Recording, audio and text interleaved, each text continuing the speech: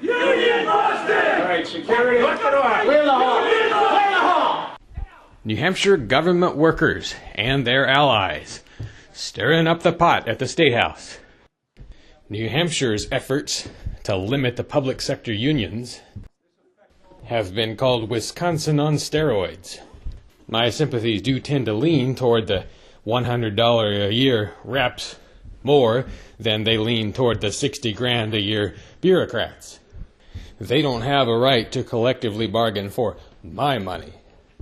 But I do sometimes wonder if there's a more creative approach that would leave the tax recipients with less to complain about.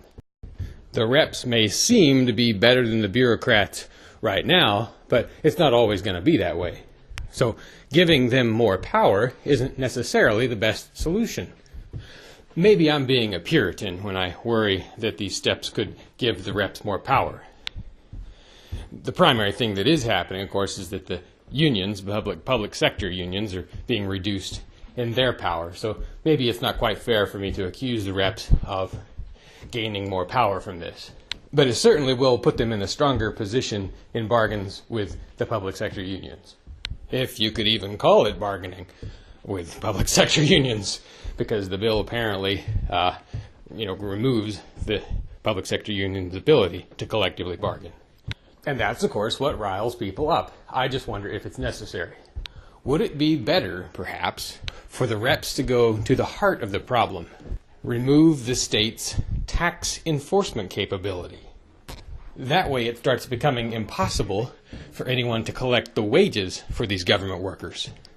State revenues would then plummet, and the conventional wisdom is that's a bad thing. Let them get up, at least! Let them walk! But remember, just because the state of New Hampshire is better than other states doesn't change the fact that it sentences people to long prison sentences for growing plants. It also runs a notoriously abusive Child Protective Services division. I'll be the first to admit I have not thought this idea all the way through. It's just an idea. I'm not really sure of it yet. I'm hoping it will inspire a better idea out there.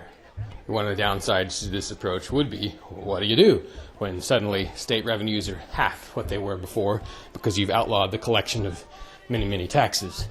Well, you still have to cut some people out of the staff or reduce their wages in some way. Maybe it would just be the same problem all over again that we're having now, but with one key advantage. With the state budget cut in half, revenues cut in half, it would be all that much more easy to start eliminating the bad things they do. If spending is the root of the taxation problem, revenue is part of the spending problem. Anyway, ideally, you'd want to get to a point where you had some approach that didn't involve... Hey, you have a right to hear, but not to be shouting as we're doing our business. Then don't shout it out. Hey, Yeah, don't shout. Yelling at union members or calling security. Because you're not going through them, you're going around them.